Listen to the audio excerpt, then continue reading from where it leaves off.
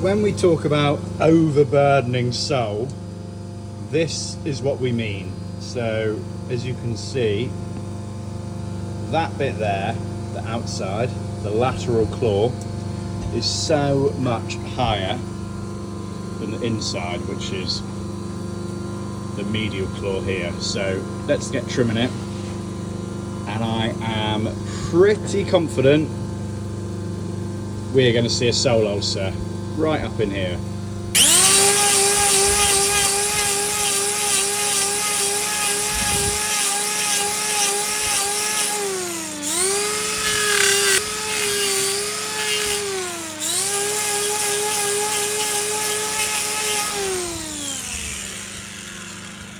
Let's find out if we're right.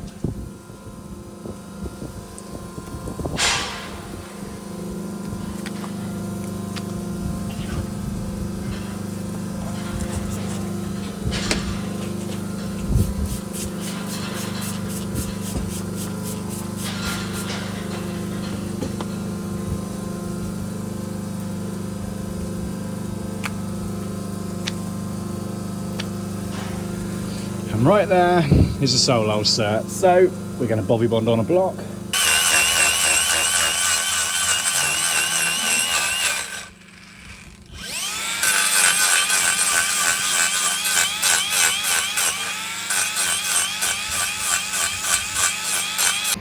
Every time we do a shoot, just making sure there's enough glue in this tube. Bear with, bear with, bear with.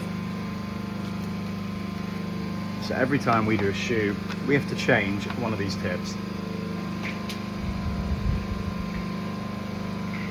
It's a shame there's no way of blowing these tips out and reusing them. That would be great for the environment, if anyone can think of a way of doing them. But if you can see inside here, there's all those little squares.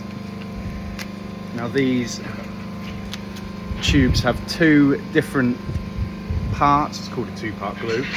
And you basically, when it comes up through this tube, it mixes up through the tube to get the perfect consistency that we need. So let's show you on this cow. So we squeeze it out. I don't know if you can quite see it mixing, going up through that tube. I'm just going to empty this tube of glue. We make sure there isn't too much back up near the heel, because that can seriously damage the hoof. And then before I let this cow go, I will be dropping the grinder in through these toes, or not through the toes, but over this glue, and making sure none of that glue is going to be digging into this sole ulcer. And we just pull the handle, pop the tube out, new tube, because that tube is now empty.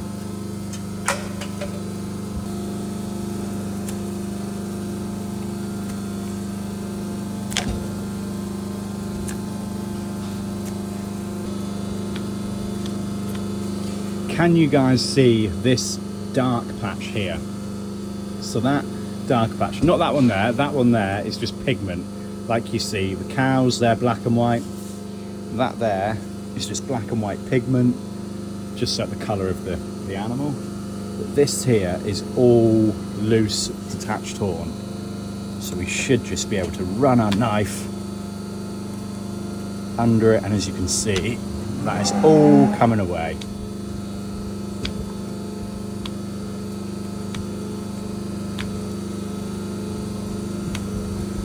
You can see it's going down that little bit further. There's definitely some just under that sole ulcer site.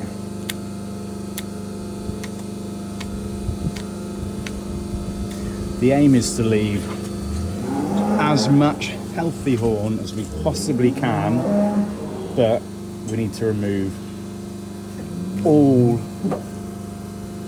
of these loose bits.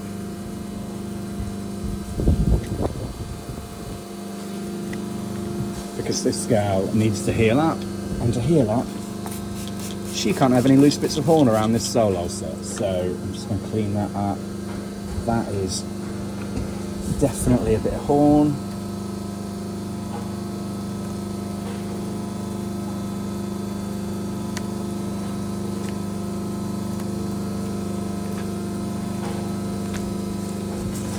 And there's just this little bit here.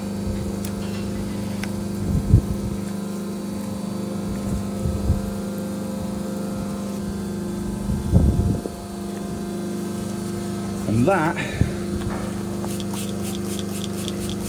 is all the loose horn removed. Can't feel anything more. She is good to go. Right, let's whip this bit of glue off.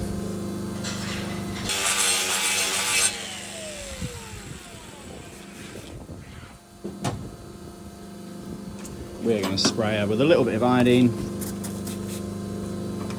and wrap her up with some salicylic acid, and that will really help dry this issue out.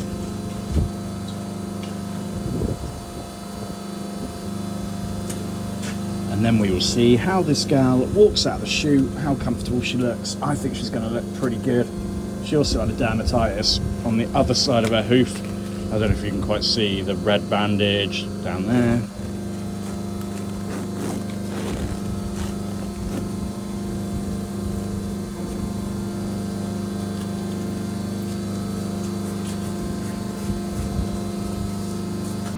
Right, let's get this shot for the next cow and we will see how she leaves the machine. So I have to drop it down by pressing down on the remote, and when I press down, everything happens at once.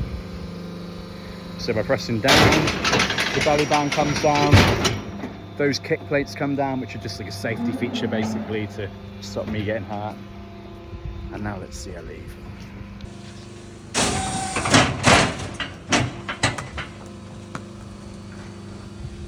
She's walking rather nicely on that shoe, full clearance. It's not touching the floor. I don't know if you can quite see it on here. I'll try and zoom in, but it's not touching the floor at all. She's walked out really, really nicely. I am quite pleased with that. She is looking really good walking away there.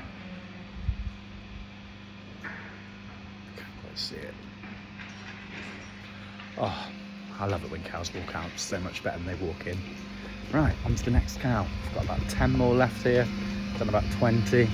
So we've only seen 2 lame ones so far, so that is good news. Bear in mind they're milking 400 to 500 cows here, so 2 is pretty good.